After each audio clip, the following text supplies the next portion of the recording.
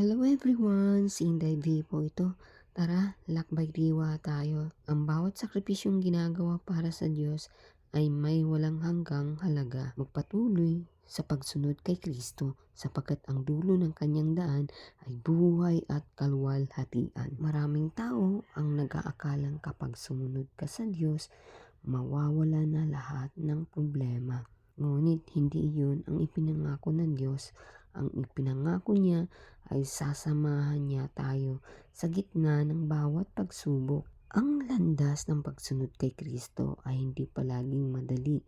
May mga pagkakataon, kailangan mong tumayo para sa katotohanan kahit hindi ka maintindihan ng iba. May mga bagay kang kailangan isuko, mga tukso na kailangan tanggihan at mga paghihirap na kailangan tiisin.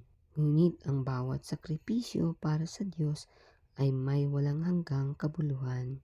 Ang madaling daan ay maaaring magbigay ng pansamantalang kasiyahan, ngunit ang daan ng Diyos ay nagdadala ng tunay na kapayapaan, pagbabago ng buhay at pag-asang walang hanggan. Maaaring mahirap ang paglalakbay ngayon, pero siguradong hindi masasayang ang bawat hakbang na ginagawa mo habang sumusunod sa Kanya. Kapag pagod ka na, huwag kang sumuko. Ang Diyos ang nagbibigay ng lakas sa mga nanatiling tapat.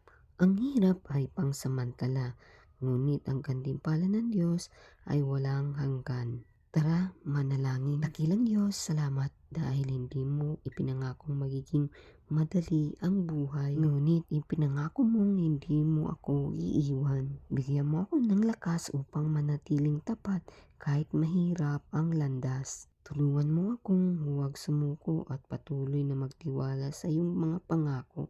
Sa pangalan ni Jesus, Amen.